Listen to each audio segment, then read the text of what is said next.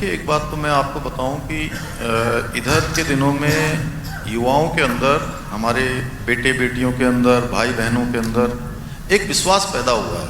और ये विश्वास पैदा हुआ है पिछले 10-12 सालों से लगातार।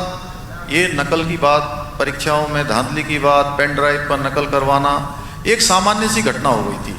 हर बात उनकी शिकायत होती थी, लेकिन शिकायत के बाद कभी कोई कार्रवाई नहीं होती थी। पहली बार हमने इस पर कार्रवाई करी और 80 से भी ज़्यादा लोग इसमें जेल में गए हैं अभी तक। 80 लोग एक बड़ी संख्या है, और इसमें कोई भेदभाव नहीं किया गया कि कोई छोटा है बड़ा है।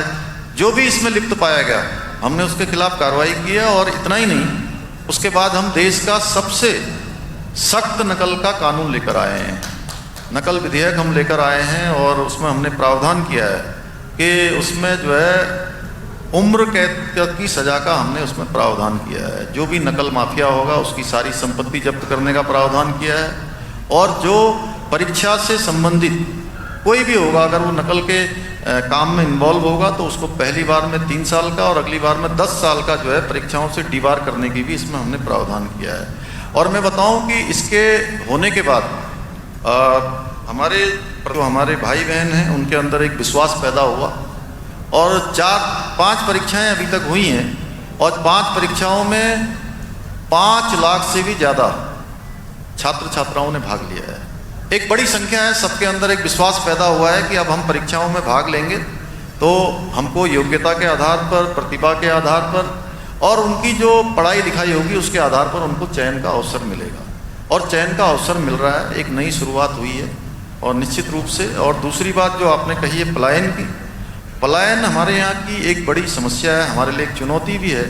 लेकिन धीरे धीरे जो हमने स्वरोजगार के बहुत अनेकों माध्यम, चाहे वो कृषि के क्षेत्र में, हॉर्टिकल्चर के क्षेत्र में, पर्यटन के क्षेत्र में, सभी में हमने नई जो हम नीतियाँ लेकर आए हैं उसमें हमारे नौजवान युवा सब उनको इस प्रकार से बनाना है कि केवल सरकारी जितनी रिक्तियाँ हैं या सरकारी जितने पोस्ट हैं उनसे उनका काम नहीं चलने वाला है।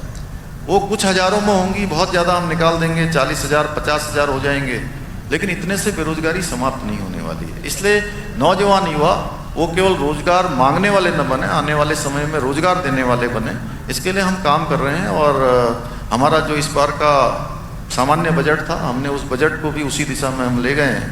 और निश्चित रूप से जो हमने आर्थिकी को, जीएसडीपी को अगले 5 सालों में दुगना करने का जो एक लक्ष्य लिया है वह भी हमारा इससे सार्थक होगा। अमर उजाला अब आपके टीवी पर भी। अपने स्मार्ट टीवी पर YouTube पर सर्च करें अमर उजाला, चैनल सब्सक्राइब करें और देखें ताज़ा खबरें, वो भी HD क्वालिटी में। और हाँ, बेल आइकन दबाना ना भूलें ताकि हर खबर हो आपके घर।